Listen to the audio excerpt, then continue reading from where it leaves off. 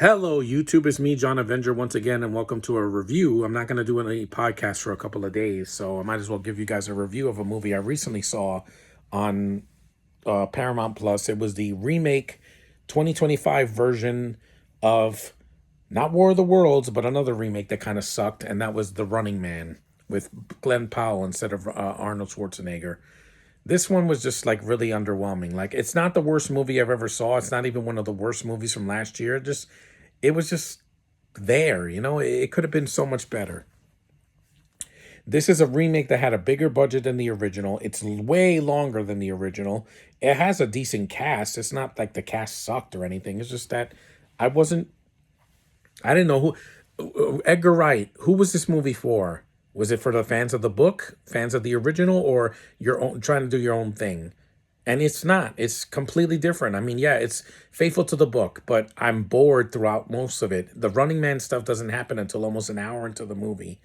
And you have good actors like Josh Brolin and Glenn Powell and freaking who else is in the movie?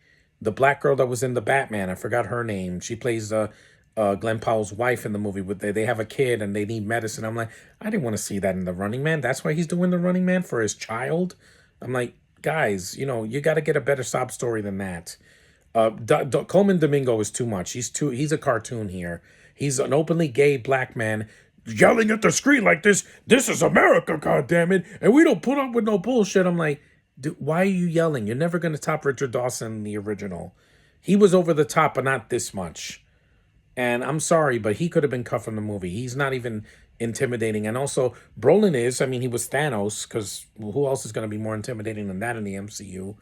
But he's barely in the movie. There's a girl that shows up, like, literally in the third act of the movie that Glenn Powell, like, chases and he takes, hostage to be like, you got to get me out of here. I got to hide from these people so I can win this game and get that millions of dollars so I can help my child. And she's just annoying. She's dead weight in the movie. She didn't need to be there. The movie's too long, guys. This movie is 2 hours and 13 minutes with the end credits. Without it, it's 2 hours and 8 minutes. It didn't need to be this long. The original is only an hour and 40 minutes. So screw you writers for padding out the running time for like 20 or 30 extra minutes. For what? To add characters we don't care about? I like Michael Cera. He should have been the lead in this. He has a fun scene later in the film that he's in this house and he puts booby traps when they're looking for Glenn Powell's character, and it's like a R-rated Home Alone. I wanted more of that, please. Not this garbage remake that no one asked for. It bombed at the box office. It cost over $100 million. $110 million and only made like 67.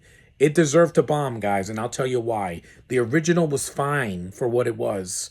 It was a product of the 80s. It was Arnold at the height of his powers. It had a tongue-in-cheek sting. It knew what it was. It wasn't freaking 2.5 hours long. And it wasn't yelling at the camera. Arnold's line, I hope you save enough room for my fist because I'm going to rip out your goddamn spine. That's a better line than anything in this movie. Instead, you get Glenn Powell saying, ha, I'm still alive, shitheads. That's not the same thing, guys. It's just he's crazy in the movie. And I like Glenn Powell. He was great in Top Gun Maverick. He was one of the only good things in Twisters. But if you give him a shitty script that he doesn't know what to do with it, he can't perform miracles. Plus, why do we have to see his ass in this movie? We get it. Glenn Powell has a chiseled body. You don't have to show his ass cheeks in this movie. Literally, there's a lot of scenes in this movie that are homoerotic. They show Glenn Powell in a towel, and then he has to go out a window climbing naked. I'm like, why? I don't want to see him naked. And the movie, it looks like Blade Runner. I know Josh is going to be like, that's how it is in the book. But hear me out before you fill up my comment section with hate. The movie looks too much like Blade Runner 2049. It's got that same, post-apocalyptic look. It's in the future. Everything is digital. There's some screens all over the place. It looks like Blade Runner. And I thought that movie was better. It flopped, but Denis Villeneuve knows his audience. That's why Dune was a huge hit. And Dune Part 2. This doesn't look like Dune. It looks like Blade Runner 2049. I'm like, this movie is boring. Blade Runner 2049, yeah, it's very long, but it's gorgeous to look at, and it's got a compelling performance by Ryan Gosling, who is a much better lead here, if he was the lead, but he's not here.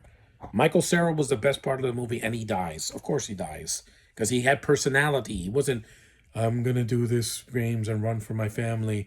I only care about them. And Glenn Powell's not phoning it in. It's just that I don't know what kind of character he's playing here. I really don't. It's confusing, and I don't know what audience this is catering to. It doesn't feel like an Edgar Wright movie at all. It looks like a movie that freaking Stanley Kubrick would have made back in the day, or Ridley Scott, or Denis Villeneuve. That look doesn't look like an Edgar Wright movie. He does British comedies like freaking Hot Fuzz and The World's End and freaking the Shaun of the Dead. Those are his bread and butter, not these movies, these massive budgeted movies that have nothing to do with his type of humor or his style. It just doesn't work. I mean, it's like Scott Pilgrim, awesome looking, visually stunning movie, but it flopped. It flopped because it didn't know its audience, and also it came out right after when the Expendables came out, so it was bad timing. This movie had no excuses. It came out in October. It flopped. It was one of the worst Octobers in over 20 years, and I'm like, it's terrible. It's not a good remake. It's faithful to the book, fine. So was Diary of a Kid, the animated versions on Disney Plus. Does it make it better? No, it doesn't. You have to know your audience. And $110 million for this. It costs more than the first Deadpool, and it looks worse than that. I'm like, and the effects were just nothing really special. Like I said, I saw these visuals in Blade Runner 2049. The digital screens and people's faces popping up and all that. I saw that already. And again, one more note to Hollywood. Stop remaking Arnold Schwarzenegger's movies. You're not going to do it better than he did. Stop remaking Terminator, Running Man, Total Recall. Stop it. Those movies were a product of their time. There's a reason they still work today and they still bang hard. These remakes are just subpar versions of them. What, they remade Terminator? Yeah, it was called Genesis. That's a remake of the first two, just done shitty with bad CGI and overblown running time and retconning the first two films like they didn't matter. Yeah, kiss my ass, okay? Stop making these movies that are just rehashes of the other films. That's why I didn't see How to Train Your Dragon. That's why I'm not seeing Moana. That's why I'm not seeing freaking what other Disney remakes are coming out. I don't want to see any more. Stop remaking movies that were already good. Remake something that was bad and then do it better. That's what a remake should do. Not take something that was good of the past and just do the same thing, or do a different take, but it's a darker, less interesting take. Yeah. And overblown. Stop making these remakes 2.5 hours. We don't need it anymore. We already got Oscar bait movies that are 2.5 hours or 3 hours that are coming out later. That they're going to get re-released, and also they're going to come out on digital and streaming soon and on Blu-ray. We don't need it anymore. We're tired of it. Movies do not need to be that long. If The Odyssey's 4 hours, I'm skipping it. Even if it looks gorgeous, I'm like, Nolan, you got to make your movies shorter. You got to stop making these movies so damn long with no intermissions. An intermission would help. Intermission would have helped with this movie because it was over 2 hours and I felt it. I was like, by the time we got to the plane scene at the end, I'm like, oh my God, just end already, please. I'm begging you. And I haven't done a rant like this for a while, since last year. So skip this movie. Just see the original. Go read the book. See Blade Runner. See Blade Runner 2049. Hell, see Minority Report, which is a better movie than this. It's not as boring. Yeah, Samantha Morton is a lot, but she's not in this movie, so you can do better. Stream something else. Don't even bother with this remake. It's not a good remake. If you want faithfulness to the book, then go ahead and go right ahead. But I'm telling you, it's not it's not a good action movie. Sorry, but anyway, that's my rant on the Running Man 2025. Is it one of the worst of last year? No, it's just disappointing. Yeah, just like Mission Impossible 8 was. But anyway, thanks for watching, guys. Take care, and I'll see you in a couple of days. I'll try to do another review, and my next podcast will be in a couple of days. I need some time off, a hiatus. I had a lot of personal problems this weekend, so thanks for watching.